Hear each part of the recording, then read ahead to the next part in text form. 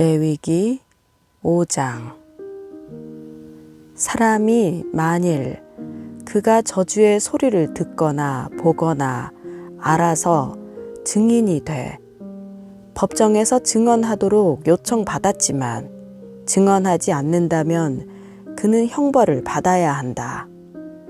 혹은 어떤 사람이 부정한 것, 곧 들짐승의 시체나 부정한 가축의 시체나 부정한 곤충의 시체를 만졌다면 비록 모르고 한 일이라도 그는 부정해질 것이다.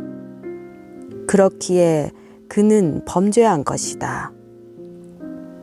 혹은 사람의 부정함, 곧 부정하게 하는 어떤 것이라도 만졌다면 비록 모르고 한 일이라도 깨닫게 되면 그에게 죄가 있는 것이다. 혹은 어떤 사람이 우발적으로 좋은 것이든 나쁜 것이든 그 어떤 것을 행하기로 맹세를 했다면 비록 모르고 한 것이라도 그것을 깨닫게 되면 그에게 죄가 있는 것이다. 이것들 가운데 한 가지라도 범죄한 사람은 자기의 죄를 고백해야 한다. 그는 자기의 죄에 대한 대가로 여호와께 어린 암양이나 암염소를 속죄 제물로 가져와야 한다. 그러면 제사장은 그를 위해 그의 죄를 속죄할 것이다. 만일 어린 양을 준비할 능력이 없다면 그는 자기가 범한 죄의 배상물로 산 비둘기 2마리나 어린 집 비둘기 2마리를 여호와께 드려야 한다. 하나는 속죄 제물이고 다른 하나는 번제물이다. 그가 그것들을 제사장에게 가지고 오면 제사장은 첫 번째 것을 속죄 제물로 드리되 그는 그것의 목을 비틀어 죽여야 한다.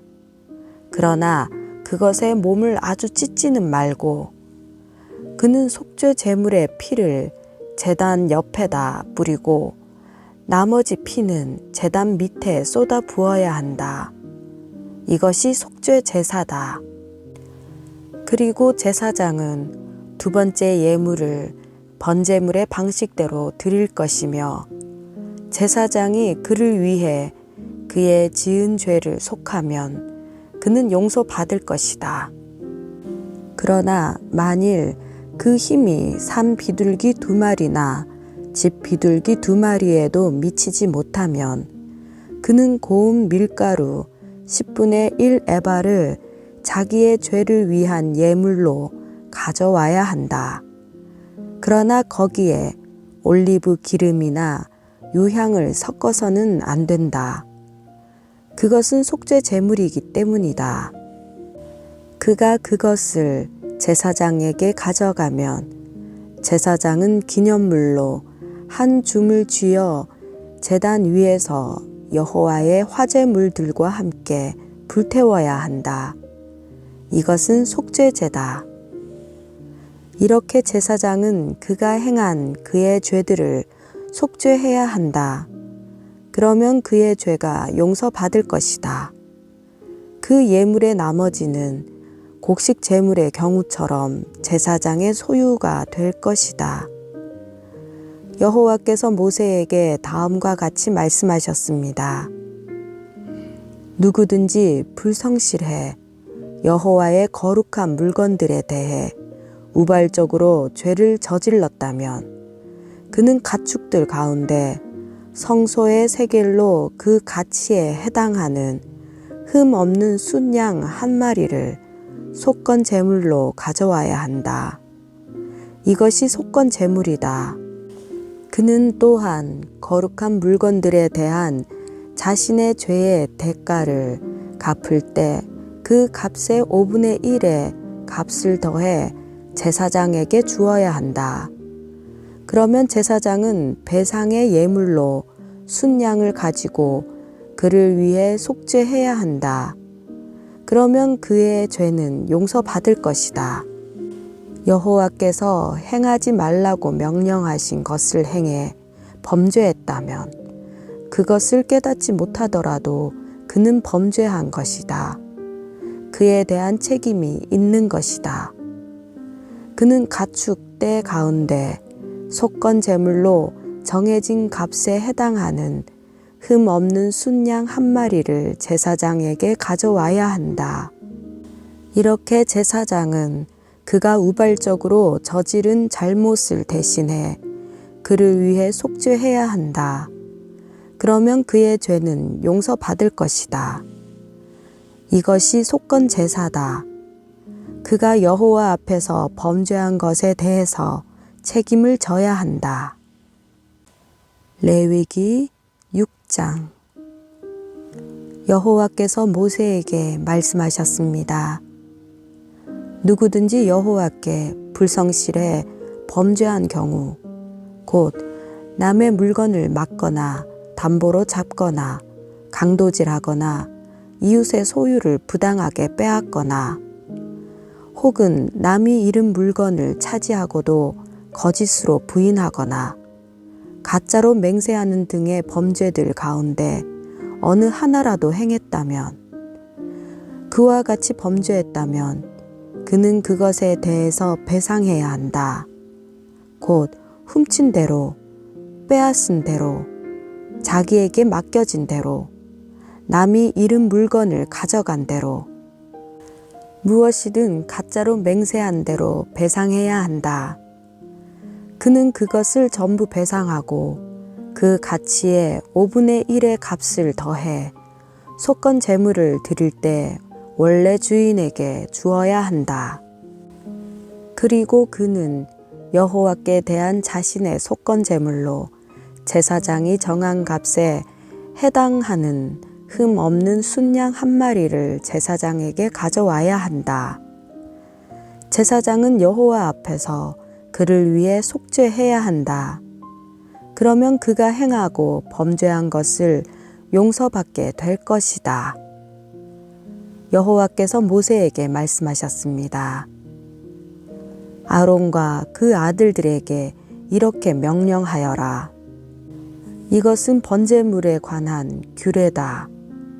번제물은 제단 위, 제물을 태우는 곳에 밤새 올려져 아침까지 있어야 하고 제단의 불은 그곳에서 계속 불타올라야 한다.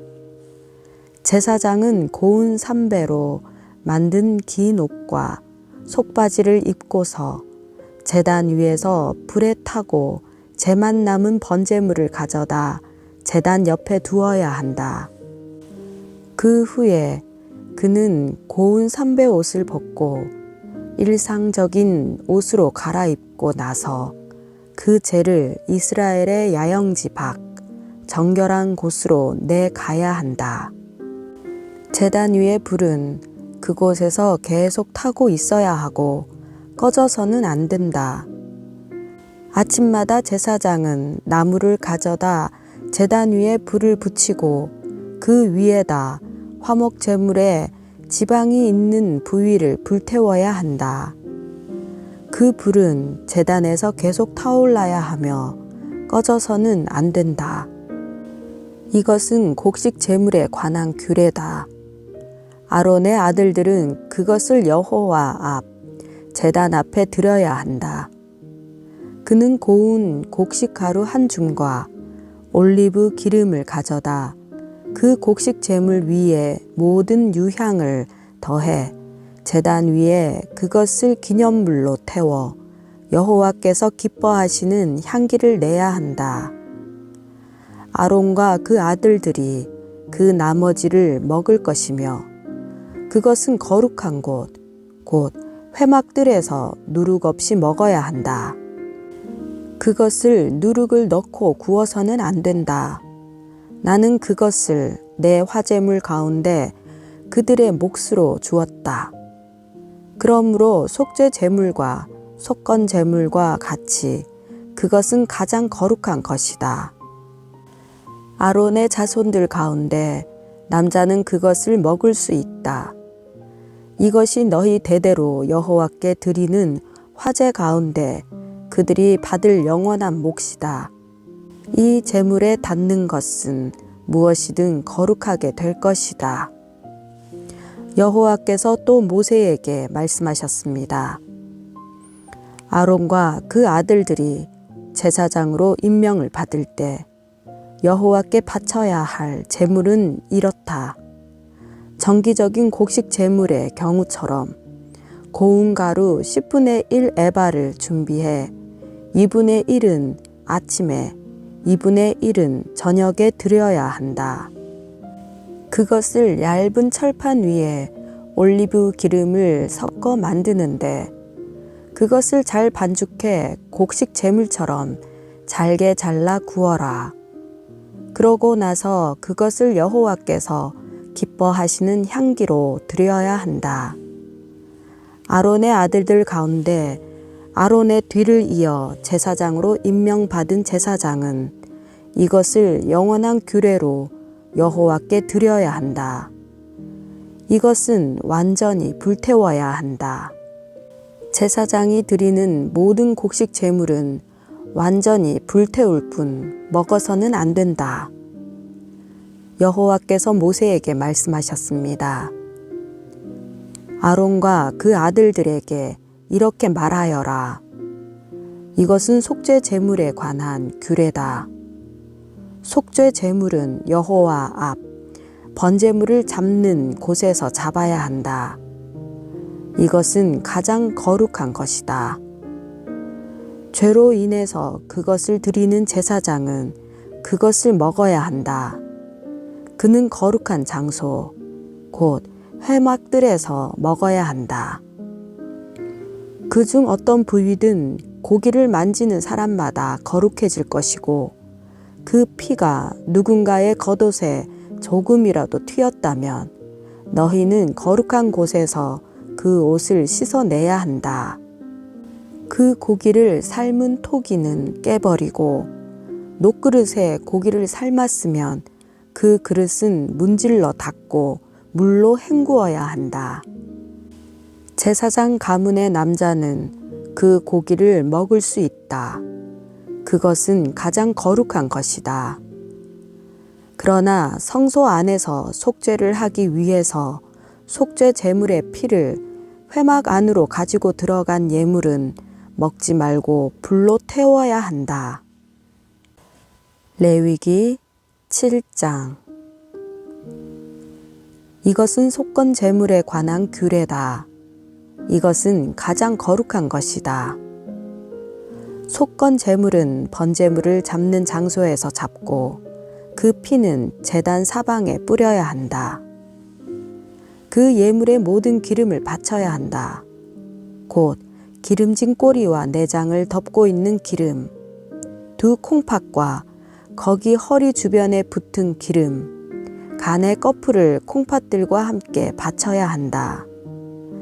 제사장은 그것들을 여호와께 화제로 드리는데 제단 위에서 태워야 한다. 이것이 속건 제물이다.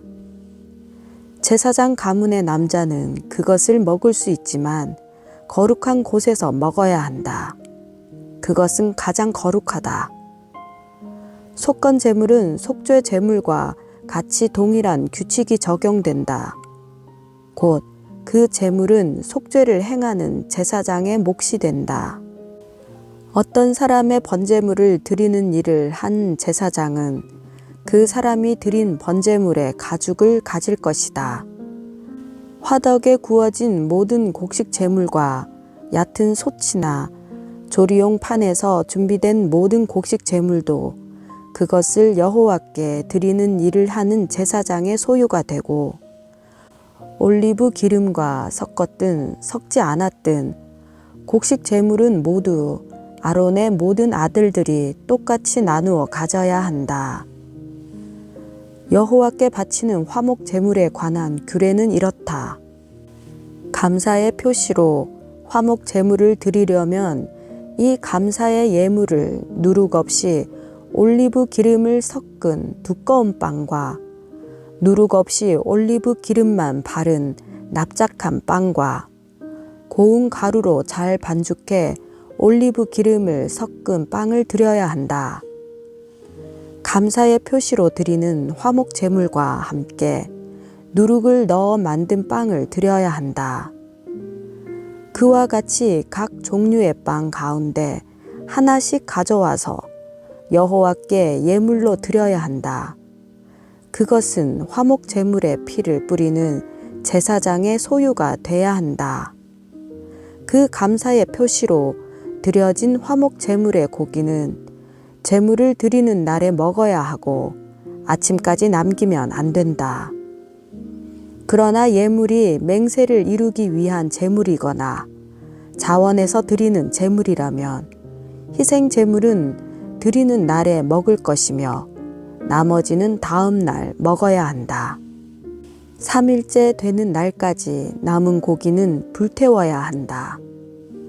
화목 제물의 고기는 3일째 되는 날까지 먹는다면 그것을 바친 사람은 하나님이 용납하지 않으실 것이다.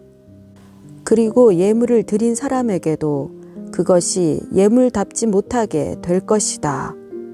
오히려 그것은 가증한 것이며 그것을 먹는 사람은 죗값을 치러야 한다. 부정한 것에 닿은 고기는 먹어서는 안 된다. 그것은 불태워야 한다. 정결한 사람은 고기를 먹을 수 있으나 부정한 가운데 있는 사람이 여호와께 드린 화목 제물의 고기를 먹는다면 그런 사람은 그의 백성 가운데서 끊어질 것이다. 부정한 것, 곧 부정한 사람이든 부정한 동물이든 어떤 부정하고 가증스러운 것을 만져서 부정해진 후에 여호와께 드린 화목 제물의 고기를 먹었다면 그런 사람은 그의 백성에게서 끊어질 것이다. 여호와께서 모세에게 말씀하셨습니다. 이스라엘 백성들에게 말하여라. 소나 양이나 염소의 기름은 어떤 것이든지 먹지 말아야 한다. 스스로 죽은 동물의 기름이나 들짐승들에게 찢겨 죽은 짐승의 기름은 다른 목적으로 사용될 수 있으나 너희가 먹을 수는 없다.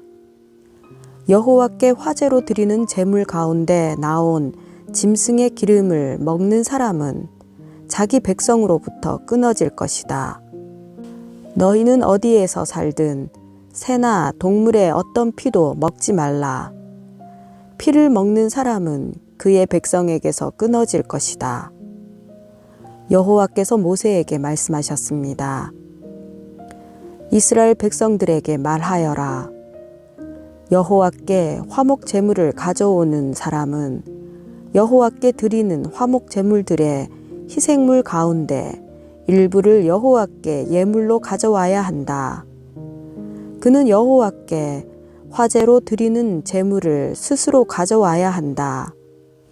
그는 기름과 함께 가슴살 부위를 가져오고 가슴살 부위는 여호와 앞에서 흔들어 바치는 예물로 여호와께 드려야 한다. 제사장은 그 기름을 제단에서 태워야 하지만 가슴살 부위는 아론과 그 아들들의 것이 될 것이다. 화목 제물의 오른쪽 뒷다리를 들어 올려 바치는 예물로 제사장에게 주어야 한다. 아론의 아들들 가운데서 화목 제물의 피와 기름을 여호와께 드리는 일을 하는 제사장은 자신에게 주어진 한 몫으로 오른쪽 뒷다리를 가질 수 있다. 내가 이스라엘 백성이 낸 화목 제물들 가운데서 흔든 가슴살 부위와 드려진 오른쪽 뒷다리를 이스라엘 백성에게서 받아 제사장 아론과 그 아들들에게 영원한 몫으로 주었다. 이것은 아론과 그 아들들이 제사장으로 여호와를 섬기도록 임직된 날에 드린 여호와의 화제물 가운데서 아론이 받는 몫이며 그 아들들이 받는 몫입니다. 그들이 임직하던 때 여호와께서 이스라엘 백성들에게 이것을 그들에게 주도록 명령하셨습니다. 그것은 대대로 주어진 영원한 몫입니다. 이상은 번제물과 곡식제물과 속죄제물과 속건제물과 성별케 하는 제물과 화목 제물에 관한 규례입니다. 이것은 여호와께서 시내 광야에서 이스라엘 백성을 향해 여호와께로 예물을 가져오라고 명령하셨을 때에 시내산에서 여호와께서 모세에게 명령하신 것입니다.